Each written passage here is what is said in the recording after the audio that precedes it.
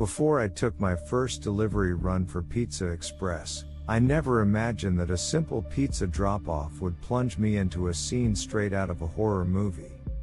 I was a rookie, working extra shifts to cover my college expenses, and that night, what began as a routine job quickly twisted into a nightmare I still can't forget. It was my first evening shift. The manager and another trainee joined me as we set off with an order, 3 large pizzas and a couple of sodas. Our destination was an isolated house on the outskirts of town, a decrepit, 2-story relic that looked like it had been abandoned for years. The house's peeling paint and broken windows sent a chill down my spine even before we arrived. As we pulled up, the other trainee hesitated, and I felt an inexplicable unease. We approached the front door, and the trainee swore he saw a pair of eyes watching us from an upstairs window. Our manager brushed it off as nerves, insisting the delivery would be over in a minute. Still, every instinct in me screamed that something was horribly wrong. I rang the bell, a lonely chime that went unanswered. After a few tense seconds, our manager pounded on the door. It creaked open ever so slightly, revealing a gaunt, expressionless face that asked in a trembling tone, "Who are you?" Our manager quickly explained that we had their order, and the man, a middle-aged figure with an unsettling smile, mumbled something about his aching joints before unlocking the door and inviting us inside. The interior was barren, no furniture, just a few tattered blankets scattered on the floor.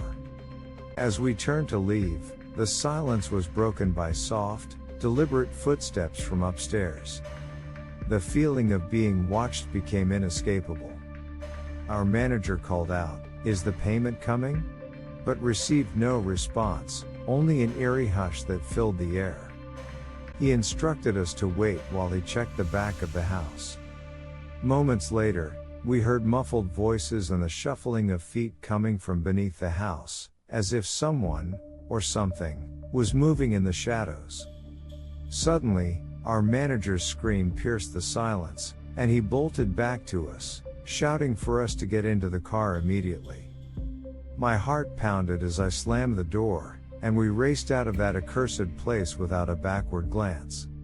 Later, when we reported the incident, I learned a chilling fact: the delivery call had originated from a disconnected number, and the address was listed as a vacant property for years. I never set foot on a delivery run again. That night, it wasn't just a pizza drop-off, it was a harrowing encounter with the unknown, a brush with a dark secret hidden in plain sight. Now, whenever I see a dark, deserted road or an old, crumbling house, I remember that night.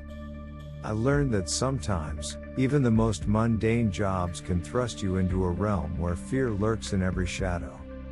And while I may have escaped that nightmare physically, its haunting echo still fuels my determination to never ignore the warning signs of a danger too real to be dismissed.